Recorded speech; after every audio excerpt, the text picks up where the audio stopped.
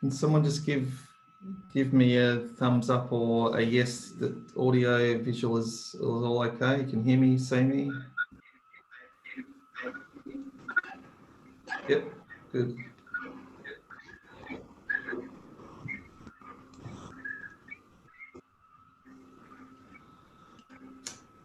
Okay, we're just about ready to kick off.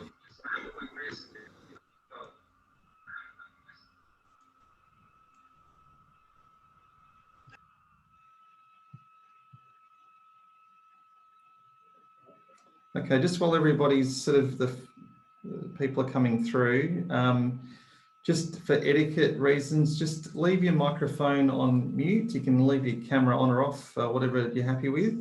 And if you want to ask a question or say something, obviously switch your microphone on, but just sometimes you get a bit of feedback across the Zoom video conference if we leave, background noises and things like that. So first of all, welcome. So we'll make a start, and I'll just keep an eye on the waiting room to see if any latecomers join us. But I just wanted to say a big welcome. I think I've seen some names that look familiar from you may have joined us on a previous session. My name's Rowan Holland from Readygrad. So I'm Readygrad, are one of the partners for Study New South Wales. Really excited to be here, and this is in a series of sessions that we've been running as part of this program. So today is about business culture and behaviour. So we're going to be talking about what it means for an organisation's culture, what culture is, and importantly, how we can adapt to company culture. We're going to be comparing a few things around international business culture. Granted, a lot of you are going to be international students, so hopefully it's helpful for you today. And we'll be going for around an hour, so it's going to be fairly quick fire. We're going to be moving through things reasonably quickly, but we do have definitely some key interaction points. So welcome, great to have you, and let's get into it. So just to kick things off, as we mentioned, this is what the session is today. Great that you're part of the Study New South Wales program and that you're attending these, and not just from the ones we're doing, but from all of the partners. It's a great program. So when you have opportunities to attend things like this, it's great to be involved, obviously. So welcome again. So just very quickly about Readygrad, we're not here to talk about us, but more just context of why we're involved. So we are graduate employability experts. My personal background is running graduate programs, so graduate recruitment and development programs in mid to large organisations, and I'm a co-founder of the Readygrad business. So our passion is really to share insights, equip students just like yourselves to to prepare and be successful, importantly, in the world of, early careers and graduate employment. So again, if there are questions or comments today, I'd love you to share or, ask those questions today. Definitely feel free to at key times. So just again, the Study New South Wales, as you can see, you can stay connected. And again, it's such a great program that you can sort of come along to events like this that Study New South Wales have paid for and have, engaged specialists in market to deliver to you. Do everything you can to stay connected and obviously for future programs as well. So that's just, and I'll come back, we'll close with a slide that's similar around what to expect and things. So today, it's really about understanding diversity and how workplaces are different, but also about how, like I said, how we respond to, as individuals, we're all different. But importantly, we've got all these overlays of, your own sort of background from home, your own cultural backgrounds, but then how does that connect with, say, an Australian organisation? And how do different organisations sort of function in a cultural aspect? So, but it's going to feel like it's quite practical. So today's more about how can you do things and how can you adapt your style to kind of A, understand, but B, really impact in a positive way. So that's what we're focusing in on today. So when we think about culture, and I'll just leave it open as a bit of a quick discussion point. So whether you want to turn your microphone on or drop it into chat might be easier for you. I want someone to tell me what they think culture. If we're talking about workplace culture, what is culture? When we say culture, what is it? Any ideas? Yeah. Yeah, go for it. What do you think? Yeah, this is Ahmed speaking. Our workplace culture is the established practices, unexpected behaviors in the workplace. Yeah, Yeah. that's exactly what it is as a baseline. That's very good summary. Anyone else?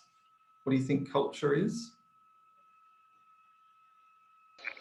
Our different identity, where we belong. Yep. Have any, I noticed someone's written in chat, your roots, where you came from. Yes, it can be that as well. In a workplace culture sense, you probably, a lot of you have heard this before. It's the comment is how we do things around here. So it's really about the fabric of an organisation. So how we do things, meaning how do we interact? How do we get things done? What do we do to kind of get ahead? All of those things really relate to all of those can link to culture. So thank you for those that interacted. I'll be asking you throughout the session to continue to input things like this. So thank you for those that did.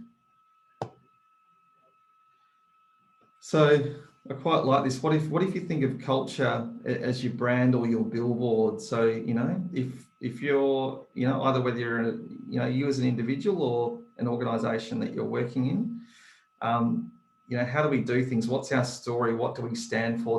That's really what culture refers to. And it's really important that we understand that it's a collective, but there are different things at play which define this kind of culture. So usually if we were all in person, which would have been really nice, other than this COVID thing, would have been great to be, doing this face to face. And I'd get you to do an activity, but probably a bit harder on Zoom. So I just want you to reflect as an individual, just on your own, just think about someone new that you've met recently. So whether that was in a workplace, at some kind of social gathering, whatever it was, I want you to think about that instance, and I want you to share, if you can, share about what stood out to you about first impressions of that person. Does anyone want to share someone that they met recently? I want you to share what really stood out about first impressions with that person. Ideally in a work-related scenario would be great, but it doesn't need to be. Any ideas? Someone that you met recently that you didn't know before? Yeah, I think last term I met with a new and I think the good thing was that he immediately praised me and other people who are joining his class, and started establishing something common, and that was we are in the same boat, aiming to help our students excel in this course, etc. So he welcomed us, complimented us, and established a common ground throughout that journey, and I think that was a good start. Yeah. So, and thank you for sharing that. So, what really stood out for you as being, how would you describe that person when you met them? What stood out for you? Inclusive and supportive. Okay, good. So there you go. You've made, and this is absolutely part of being a human being is, that we judge people based on what we think first up, right? You've made a judgment on someone that you don't even know their background on, and that's just what we do, right? That's exactly how we operate. So thank you Thank you, Orny. Is it? That's good insight. Was there someone else that wanted to share?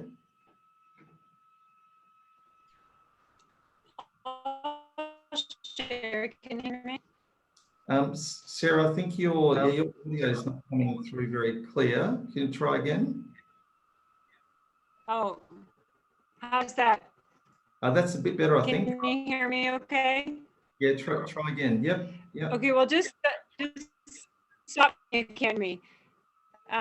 I recently met a competitor in the field, and can you hear me okay? I'll put it in the chat.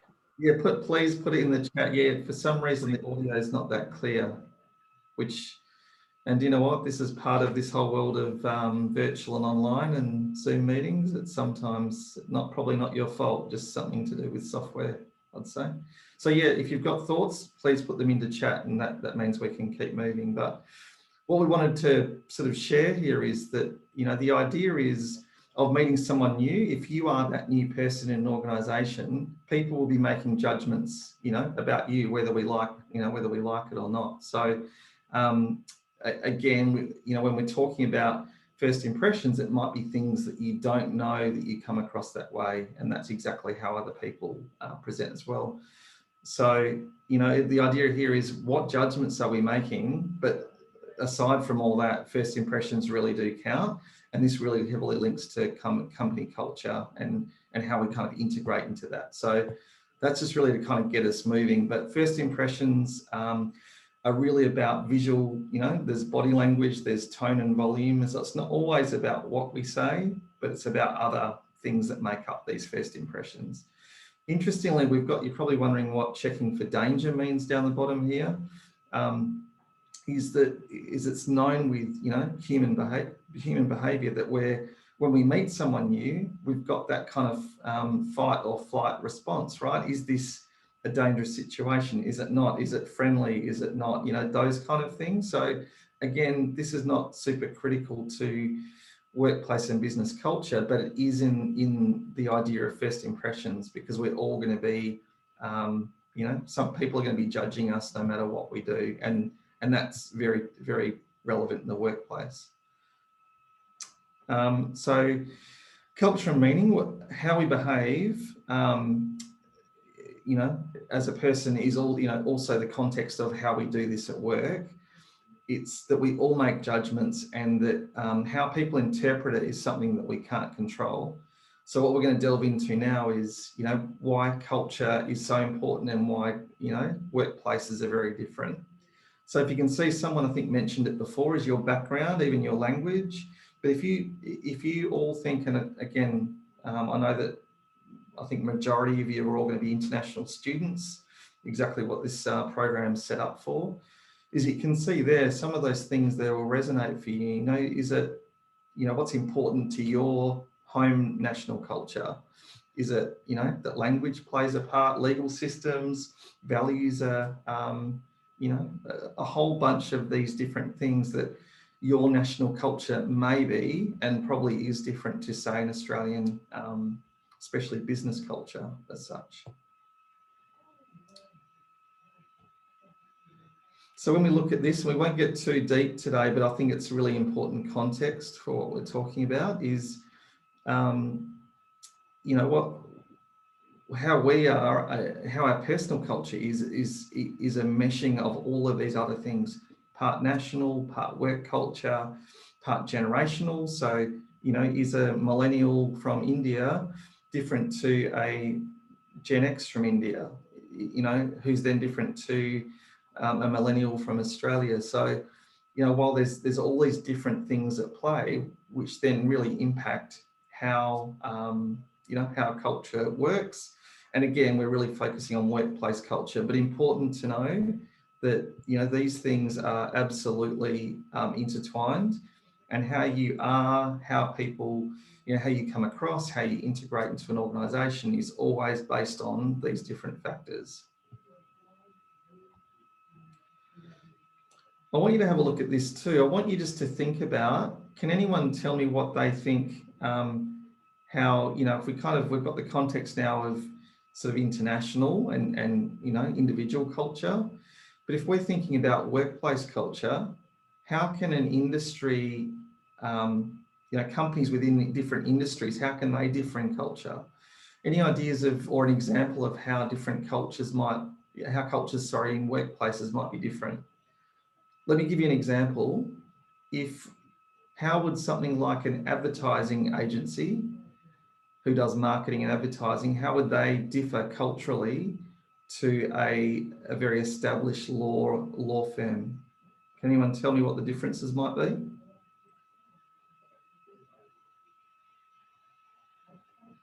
Any ideas?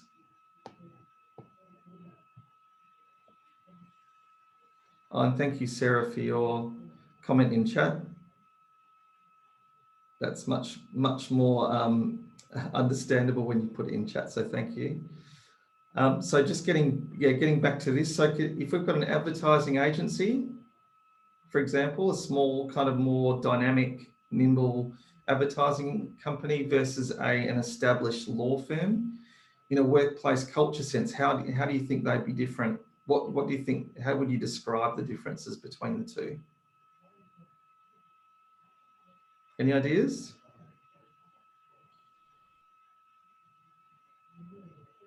No, you're all very quiet today. So what I'd say as an example of this is, if you've got an advertising agency that's quite small and nimble and dynamic, you'd say they'd probably be more informal. They'd be maybe a bit more dynamic. They make decisions faster. They're a bit more relaxed. You know, the law firm that's established might be much more, you know, high-end professional, much more formal in their language. So you could see the difference between the workplace culture of those two organisations would be, or you know, industries even would be very, very different. Has anyone got another thought on that? Any ideas of something that might be quite different to something else?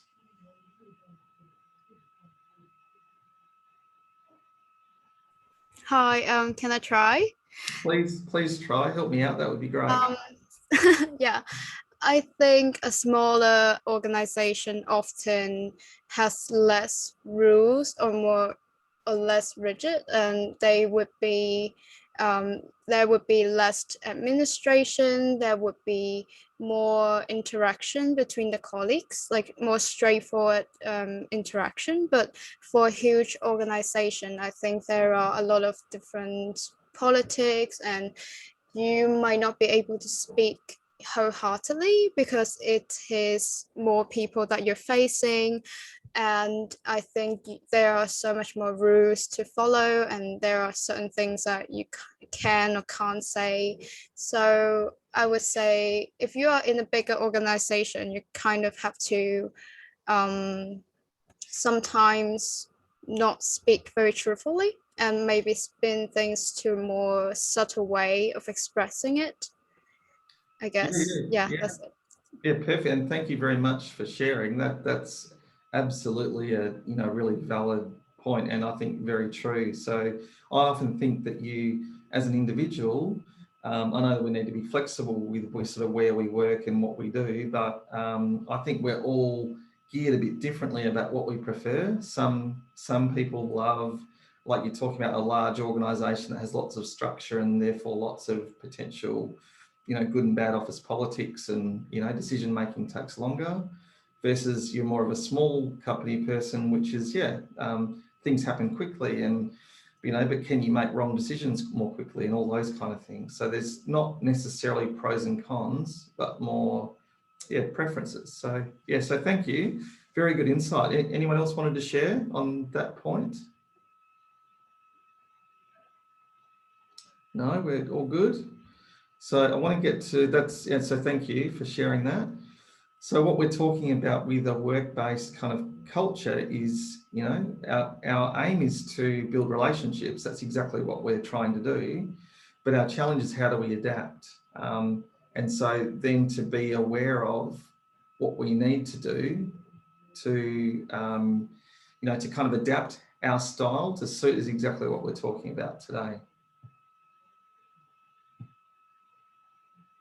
So, without getting too scientific today, I think it's worth knowing what differences can be. So it's called cultural dimensions. And again, I don't want to get too deep in this because we don't have time for it, but there's always, and some of this will really resonate for some of you because you would have been in workplaces that you see some of these things, but there's clear cultural dimensions in workplaces. There's this power distance, there's identity, there's communication, and then there's this kind of, power or control versus harmony kind of side of things. So there's a lot of dynamics that are going on because what you've got is a bunch of people that are working together that wouldn't actually choose to necessarily be friends, right? You're thrown into effectively what becomes company culture. So I think that's, again, really a point to note.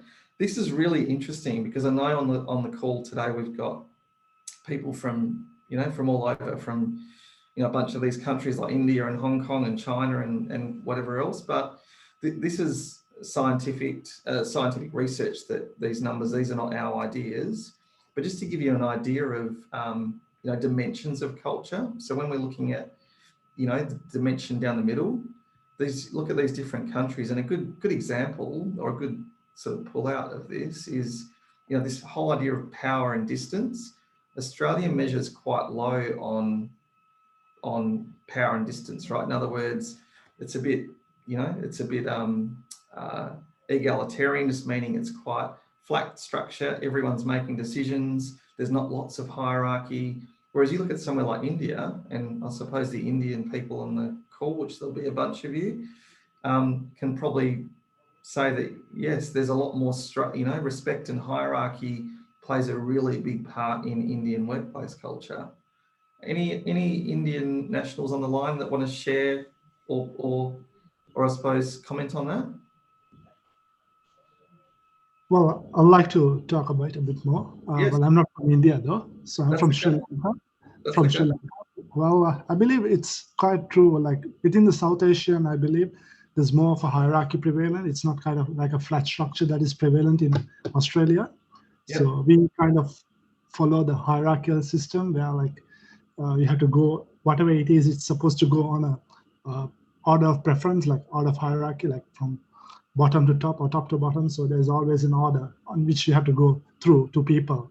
And that's how things kind of work. So I believe it has its pros and cons, however. So, but overall, I think, yeah, that's quite very true, especially in the South Asian culture. That plays a role, I think. It's kind of depends on the hierarchical role compared to what it's in Australia, I believe. Yeah, and I really appreciate your input. I mean, it's great to have someone that can talk about, because you know more about your own cultures than what I would. So if we use that example, just while you're in that kind of thought, is if you're used to a hierarchy and and structure, if you're then working in Australia, which is the other end, how do you think you might have to adapt your style to suit? Well, I kind of enjoy, like, especially this kind of system, the flat structure, because you always can go and talk to anybody here. Like, it's not as if you have to go like on a specific order to meet someone, especially like the rankings and stuff. It's not a big issue over here, I believe. That's something that I enjoy the most. So that's really good because you always get an opportunity to showcase yourself sometimes, because when you try to go on a preferential orders or based on ranking systems, the chances of you showcasing your own talent or like giving your feedback or input is quite less. You will not be on the spotlight. That's what I would like to say. Like, you know, in here, that's not the case. Like when you have a flat structure, you always have the opportunity of giving your input or feedback, which I kind of enjoy that actually. So that's kind of good actually to have this kind of a system, because it always gives the people an opportunity to express their ideas and beliefs, what that they believe for. That's really good though. Like, yeah. No, I really appreciate you sharing, because again, you know your own home culture better than anyone, right? So, but yeah, like you said, that's quite interesting, because you're saying you almost prefer the Australian way, which is a bit flatter and can have more input, and you prefer that model. It's interesting. So I mean, as you can see with these, look, something like, individualism, USA rates at 90, whereas China, Thailand are 20. So in other words, collectivist and group thinking and all of that kind of thing. So, I think really interesting, not only interesting, but important that we understand the differences, because you could see that adapting into a work culture in a new country is more than just the job that you do. It's about, how things get done around here is important. So yes, thank you for your input on that. Excellent. Really good. Thank you. And do feel free, if you want to make a comment, do that. Just jump in and share. But I think really interesting. So just on that, if we're talking about Australian workplace culture, now that we know, you probably already know a little bit about it, but we've just talked about it a bit more. What do you think's positive about the Australian workplace culture? What would you say is a positive? So we've just heard that maybe the flat structure is a great thing. Anyone else would comment on any other areas of what do you think is positive about the Australian workplace culture?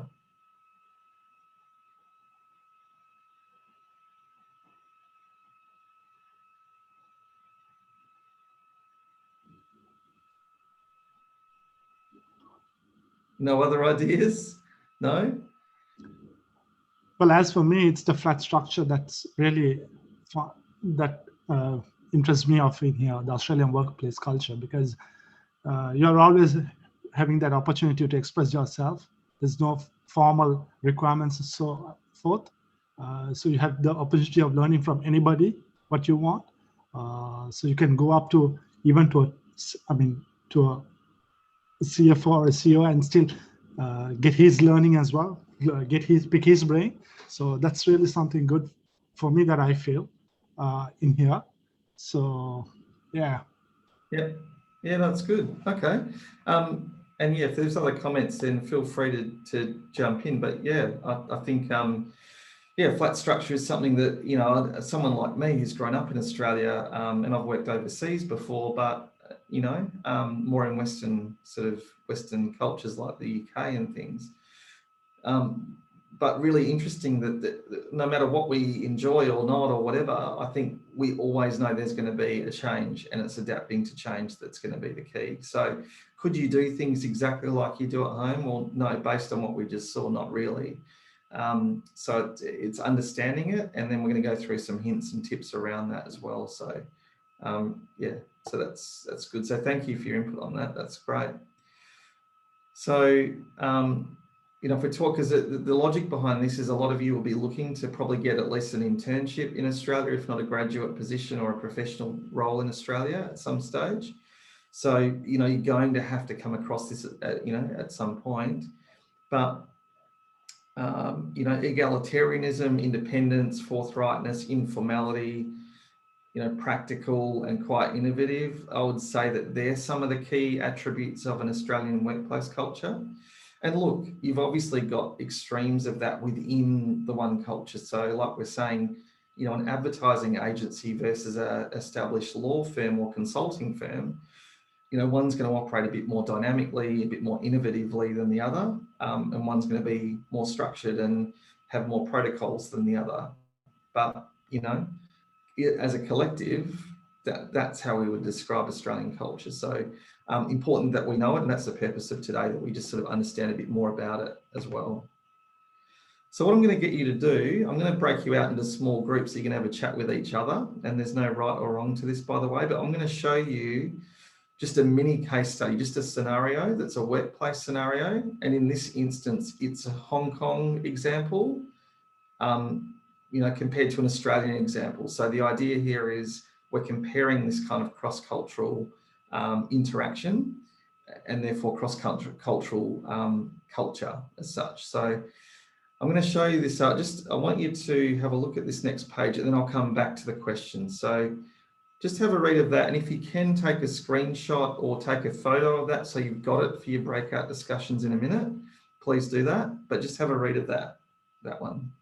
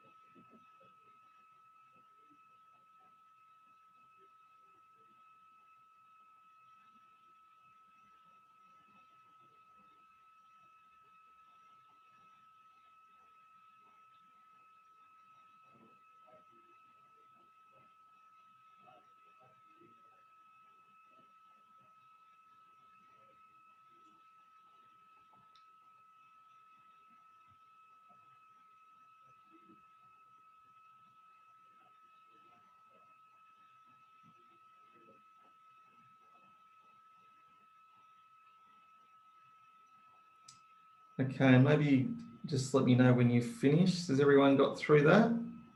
Need more time?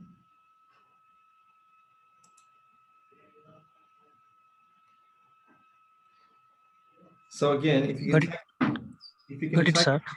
sorry? Got it. Got it, okay. So yeah, if you could just, for all of you, if you can just take it, like I said, a screenshot or a photo of it even, just because when you breakout rooms, you won't be able to see this, but you've got the idea of it, right? The concept of it. So I'm going to take you back to here. This is what we want you to do. So can you see those questions on the right-hand side here? So what we want with the breakout rooms that I'll put you out into in a minute is you'll be in groups of 3 or 4. We want you to look at what would George tell us observable behaviours. So what was he saying and doing? The values and beliefs being displayed by George. So, you know, what was he doing and saying, but then what were his values and beliefs? And then I want you to think about the culture, sorry, the different values and behaviours displayed by Kenneth. Does that make sense? So we're looking at what you can see, or what, you know, what's coming through for this, that you can see the differences between the two. Okay. Any questions about what you need to do? No, all good. So I'm going to break you out into small groups, and I'll give you about 5 minutes. So just have a chat with each other, talk about the case study, talk about these things. So George Teller's behaviours, the values and beliefs of George, and the different behaviours. So we want you just to talk about those 3 things, and I'll bring you back in 5 minutes. Go for it. Just accept your breakout room.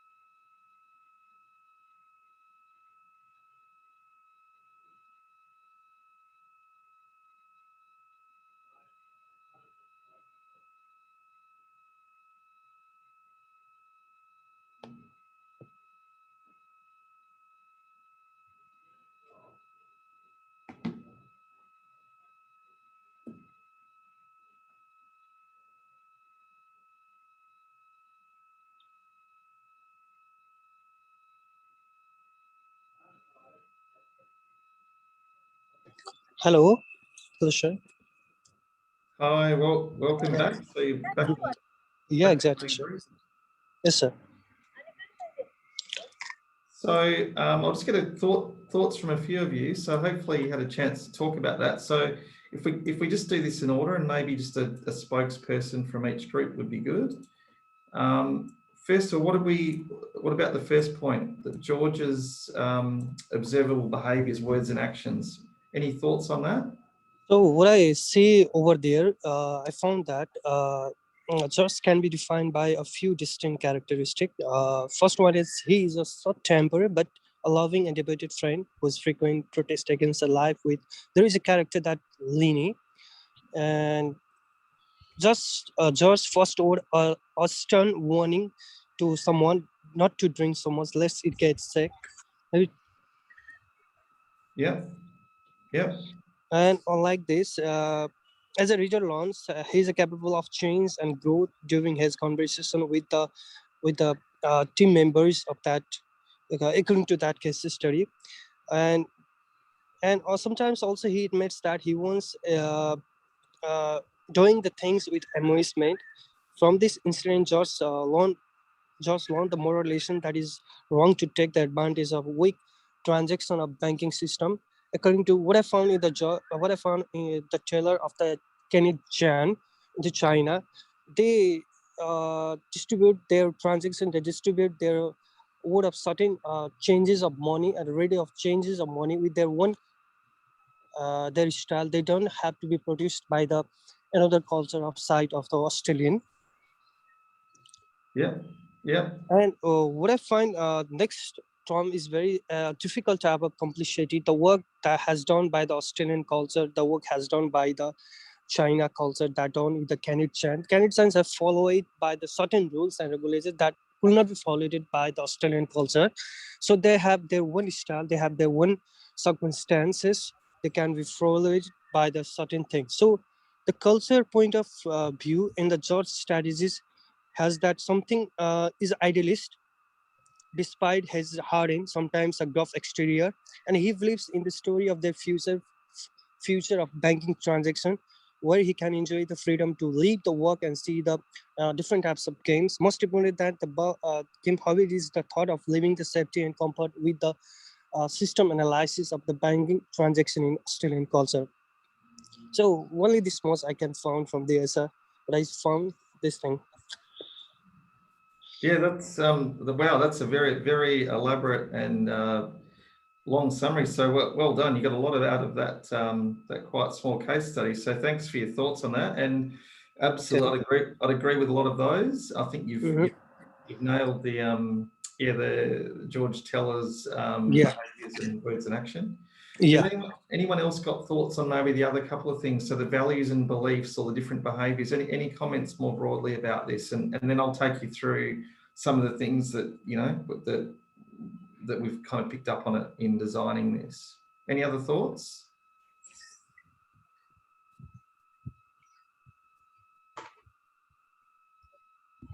Anyone else like to share? Other groups that talked about it, did you come up with anything different?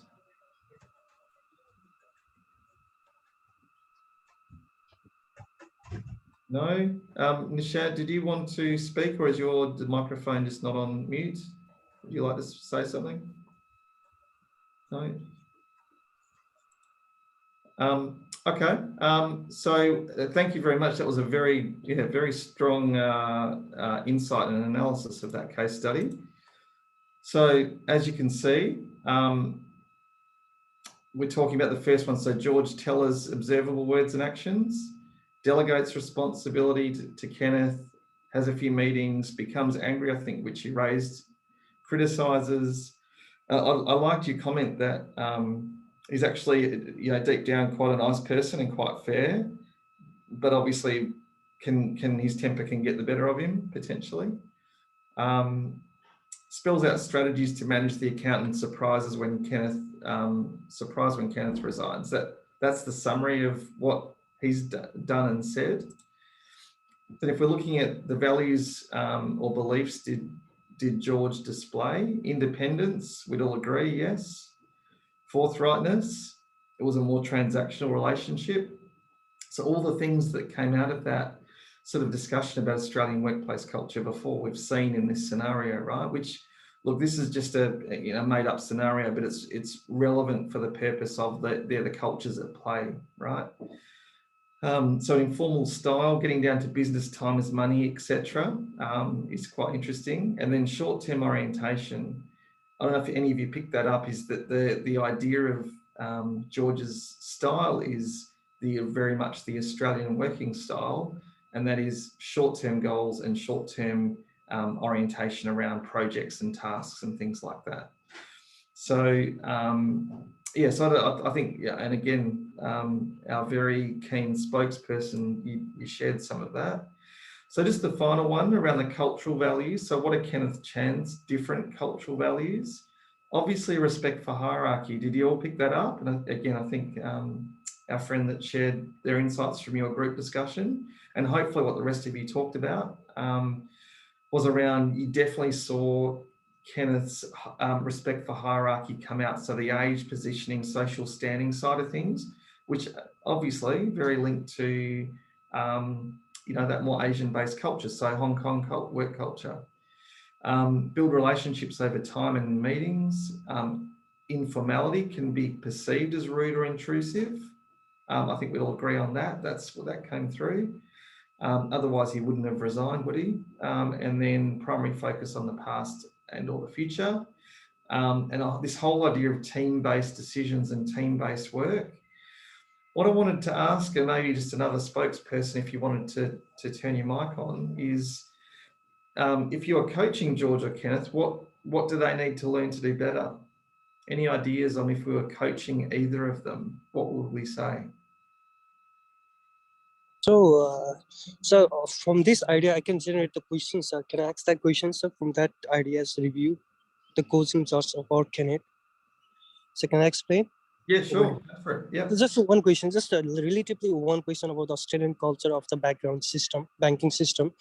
What I say, in Australia, banking is just the latest sector to come under the intense for unsavory practice and toxic workplace culture. When this happens, sir, who is to blame? Who have to blame the bosses or the employees? What I mean to say that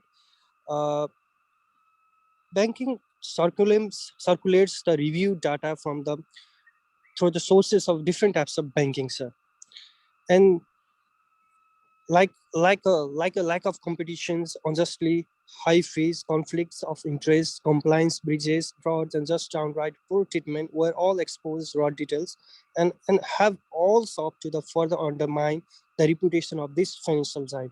And what I say from this, that it also directly impact to the workplace culture. So how it can be related, sir? That's my question, sir.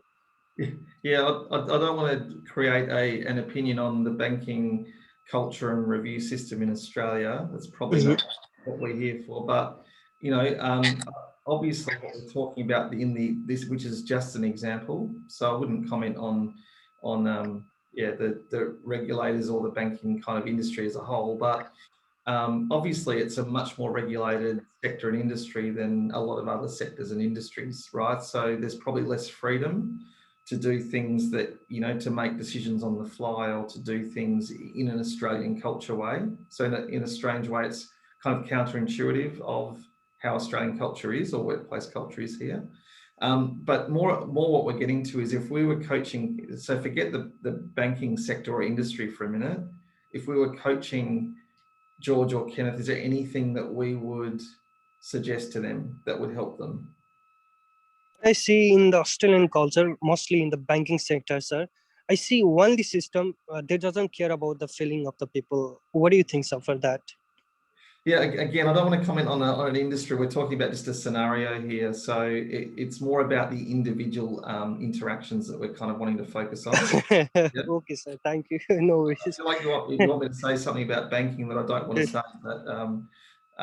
But if we're looking just so forgetting the sector or industry, what do we think about the individual coaching between cultures? Is there anything that they could do better? Well, my point of view on this for this scenario is that basically, what I feel is that George will have to work on his anger management, Yeah. And apart from that, and also I believe he needs to take about a collective approach as well when working, as a more like a team-based approach as well to work on that. I know in this scenario, he was under the impression that Kenneth would be able to manage, but I believe then again, it would be better if a more collective approach can be adopted that could, improve the performance as well within the team. And apart from that, like with regards to Kenneth, on the other hand, what I believe is like we'll need to learn to accept criticism as well. And taking the approach of resigning is not the ideal approach, I believe. He rather could be address his concern rather. That's a better way, I think, because this will allow to improve George as well, because he would have an insight as to what really is going on Kenneth's mind, because that's something you can't ideally grasp based on person's behavior. So it's only if a person is able to identify what he or she is going through is only if they can address his or her concern. So if that is not, if that's not spelled out upfront, I think it's hard to improve. So I believe like you have to accept criticism from Kenneth's perspective and also like be able to address his concerns as well upfront, or should he have any difficulties or so forth, spell it out. Yeah, yeah. I think Yeah. you're absolutely right. Yeah, yeah. You can see how this would. I mean, obviously, this is a case study that's it's an example of what might happen or what would happen. But yeah. I think what you can see this playing out, right? You can see that George probably has great intentions, and that's just how he's normally worked, and that's how he's dealt with people. But you can also see Kenneth's point of view, right? That it seems like he's being, cornered and individualized when really it's about, in Hong Kong culture, it'll be about collective. So he says, "Oh, hang on, this is too much for me.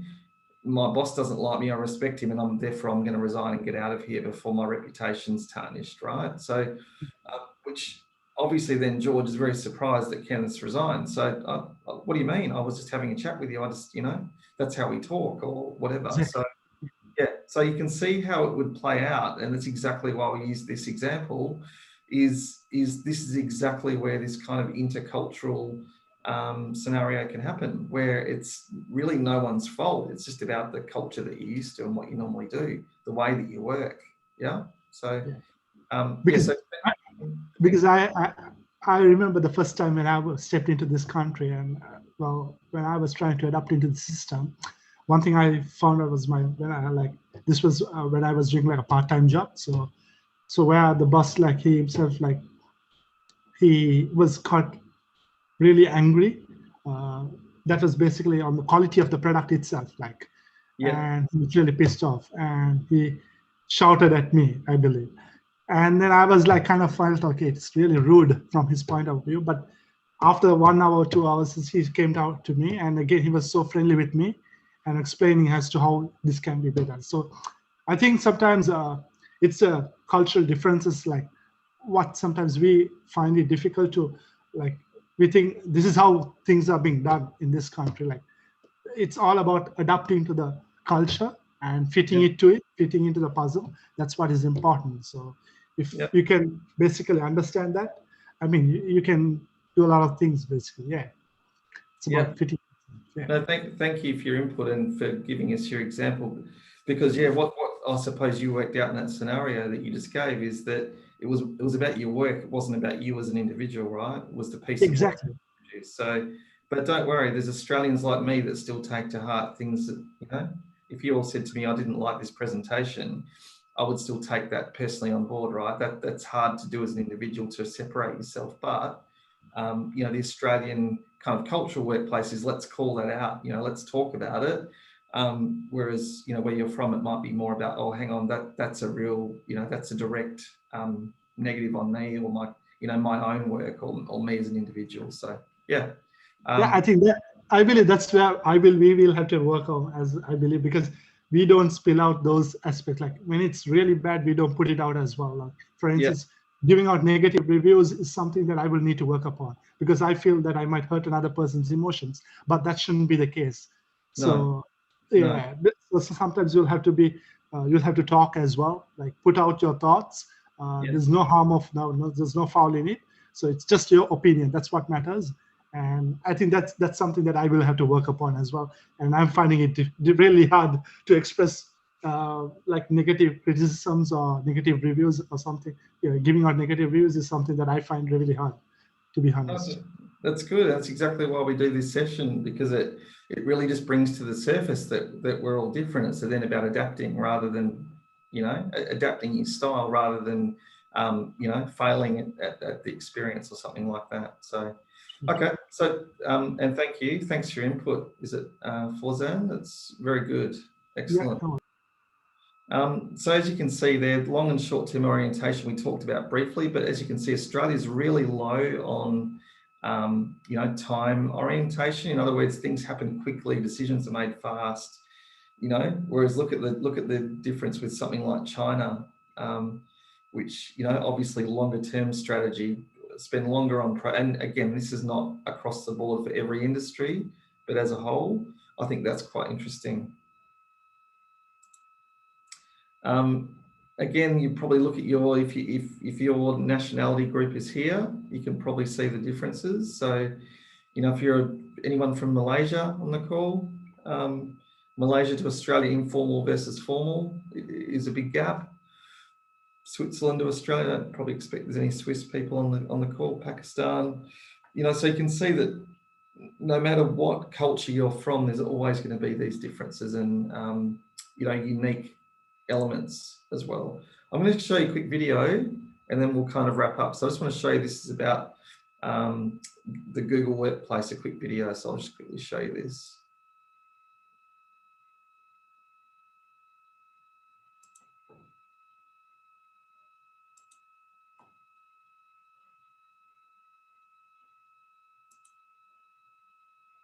Sorry, it's not playing for me.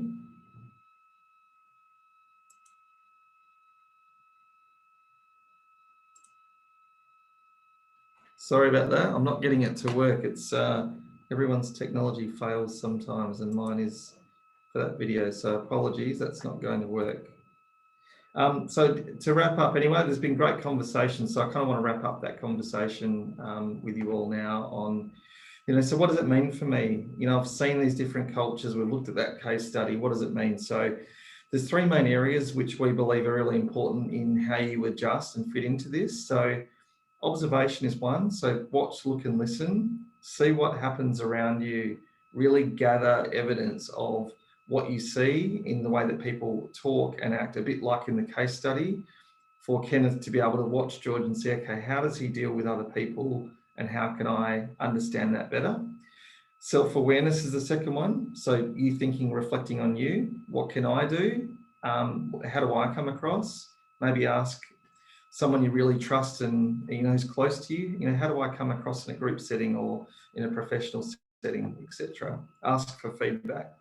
And then experimentation, so copy. So in other words, if you watch a culture or behaviour, by you sort of experimenting with that and sort of copying the behaviour, does that then work? Does that then make sure, and this is not about being not who you are, but it's more about, if I respond to something in a way that's more direct or less direct or whatever, because that's what happens around, will that be received better? That's the point. So observe, self-awareness and experimentation. Think about the different scenarios that you're in, formal versus informal. How do you respond in different situations when you're talking and discussing? So think about your tone, think about your body language, and think about I always talk about this most professional version of yourself, is how can you project that in a way that, is received well. We might wrap up with this, I want you to have a look at those. And again, most of us are international students. Do any of you see those comments for a workplace comment and not understand what these mean? Is anything that's not clear here? Some of these are very Australian kind of workplace culture terms. Anything here not clear? If I was to say to you, give me ballpark figures, if you were working for me. I was about to ask that, what does that mean? Give me ballpark figures. Sorry, was that someone saying something? Yeah, what does that mean? Give me ballpark figures. Yeah. So and no, don't be embarrassed in asking, because some of these that really are quite strange. So give me ballpark figures. If you were an accounting graduate, young accounting professional, and I wanted to organise a budget, and you had an area that you're responsible for, I'd say give me ballpark figures. In other words, give me an estimate figure. That's what we're saying. So give me a range, give me an example of something that's close to that figure is what we're saying, ballpark, broad estimate. Strange, yeah? Do we know what keep your eye on the ball means in a work context? Focus. Yeah, focus, it's pretty common, yeah. What about outside the box? Do we know what that means? Think outside the box. Think outside, yes, so think more broadly, think laterally. What about we'll give it a shot? Go with it. You guys are all very good, very good. What about it'll be sweet as? It's a bit of a New Zealandism, but Australian as well. It'll be sweet as, what does that mean? Do we know? Like it's a sweet deal, you know, like. It'll be good, it'll be fine. Good, yeah. This is quite an embarrassing Australianism. Either yeah, right, or yeah, no. What is? It's like the Indians slang in the head both ways. Like it's what does that mean in the Indian slang? Is it what does that like mean? you say yes and no, but people can't figure it out if they say yes or no. Yeah, right. So it's the same. What about your shout? Do we know what your shout means? Probably more You're paying for it. in a pub or something. But sorry. So you're telling me you're paying for it? Yep. It's your turn to pay for it. Yeah, exactly. Can anyone think of something that they've heard before in Australian workplace culture that they don't understand? Is there an example that they don't know what it is? That they've always wanted to know. Now's the time. No?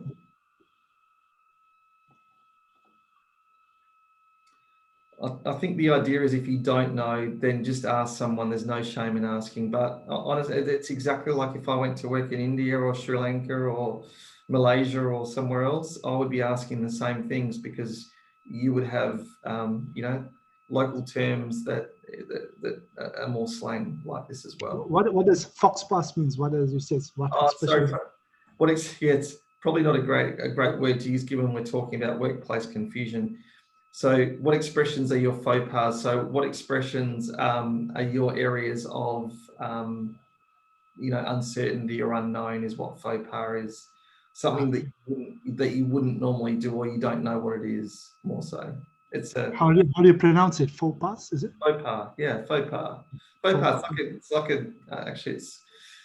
It's like a negative term. It's your no-go zone. What expressions are your, don't know or won't go there type of thing. That's what faux pas is. Yeah. Okay. Yeah. But yeah, again, what we're saying is these are confusing, right? It's always confusing. So I just want to, in wrapping up, I want you to think about this, because we're right on time. I want you to think of what your core values are, whether they're influenced by your culture or not. And I want you to think of and reflect on and work on, how do you show these in your interactions? So is the way that you're coming across reflective of you and reflective of the things that you hold as your core values? And what could be the perceived positive or negative effects of those? So how could they come across in a way that's good? And how can they come across potentially in a way that's not perceived well? So for example, if you're really direct, you like to be a really clear communicator, could that come across negatively because it sounds like you're telling people what to do? That's an example of what we're talking about here. So I want to leave you with that. So think about what they are for you. Think about how these show up. And importantly, what would be the positive and negative potential of those and how they come across. So I just wanted to say we're right on time. Wanted to say thank you for the interaction. A few of you were very interactive, which was great. So hopefully those of you on the call got a lot out of today, and it helps you in some way. So just wanted to say thank you, and yeah, look forward to seeing you again. Good luck with your career. Are we getting the slides to watch the video, or? Yeah, so yeah, apologies. I'll see if I can share the slides with the link in it for the video for you. For some reason, I've tested it just before this session. It worked fine, I'm not sure. But I'll share this with you as well. Okay. Okay, so thank you everyone, and look forward to seeing you again. Thank you.